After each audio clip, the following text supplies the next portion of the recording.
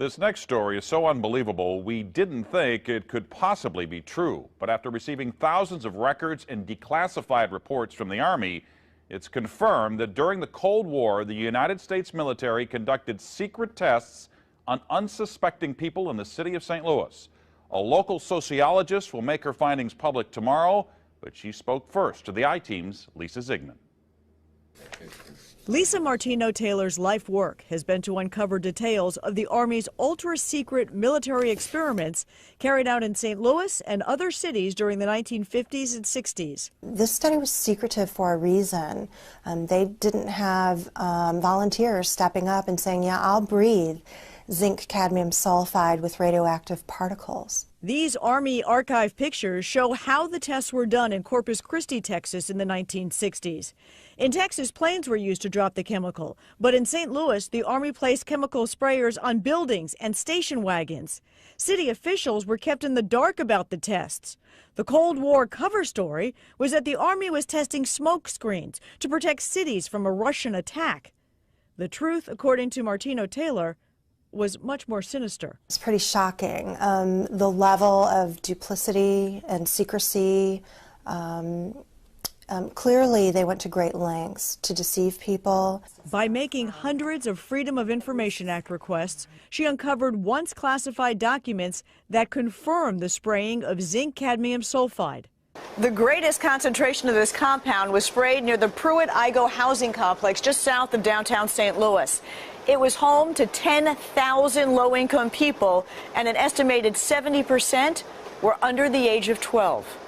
Martino-Taylor claims they all unknowingly inhaled this compound morning, noon, and night so the government could measure its effects on their lungs. So this is in violation of all medical ethics, all international codes, and the military's own policy at that time.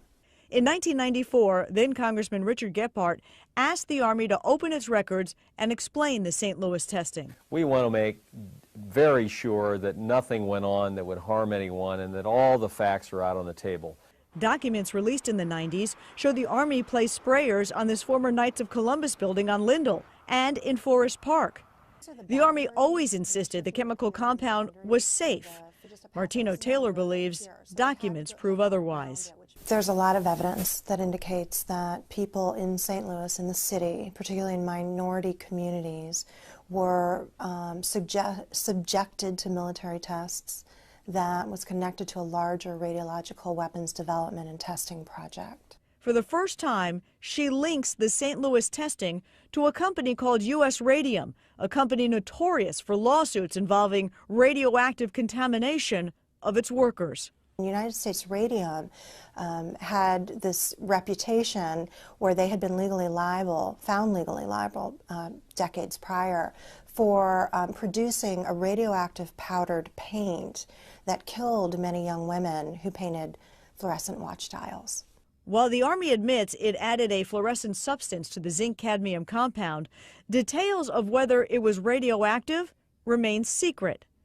Documents uncovered to date indicate the Army never conducted follow-up studies to see whether the compound caused long-term health issues. In 1972, after years of crime, poverty, and decline, the government destroyed the PRUITT IGEL housing complex.